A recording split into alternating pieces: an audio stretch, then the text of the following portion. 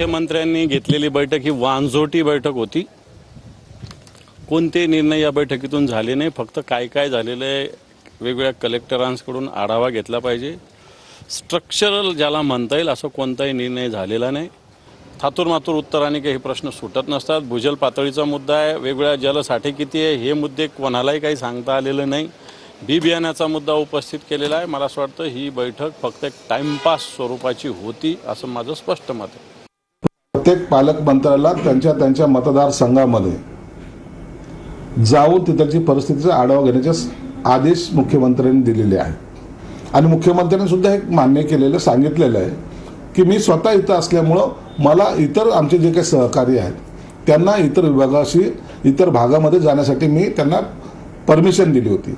त्याला जे काही महत्त्वाचे जे काही मंत्री पाहिजे होते, मग ते गुलाबराव असतील, ते तानाजी असतील, सावंत असतील, आणखी अनिल पाटील असतील, हे सर्व उपस्थित होते। आम्ही सातत्यानं सांगतो की या सरकारला राज्याच्या जनतेचं घेणं देणं नाही। आचारसंहितेचं नाव सांगून दुष्काळाचं निवारण करायला सरकार कारणं शोधते आहे। सरकार तुपाशी आणि जनता उपाशी अशी परिस्थिती आहे आणि त्यांचे मंत्री सुद्धा त्यांना ऐकत नाही आणि पाणी टंचाईच्या मीटिंगमध्ये मंत्री अनुपस्थित राहणं म्हणजेच मंत्रिमंडळाच्या मंत्र्यांचाच मुख्यमंत्र्यावर आता विश्वास राहिलेला नाही। पण त्यांच्या राजकारणात आम्हाला पडायचं नाही। मुख्यमंत्री साहेबांनी जाऊन बैठक घेतली, दुष्काळ संदर्भात जाऊन आदेश दिलेले आहेत। वेळेत मदत शेतकऱ्यांना आणि संबंधित भागाला पाण्याचे टँकर विकर उपलब्ध करून देणं हे महत्त्वाचं।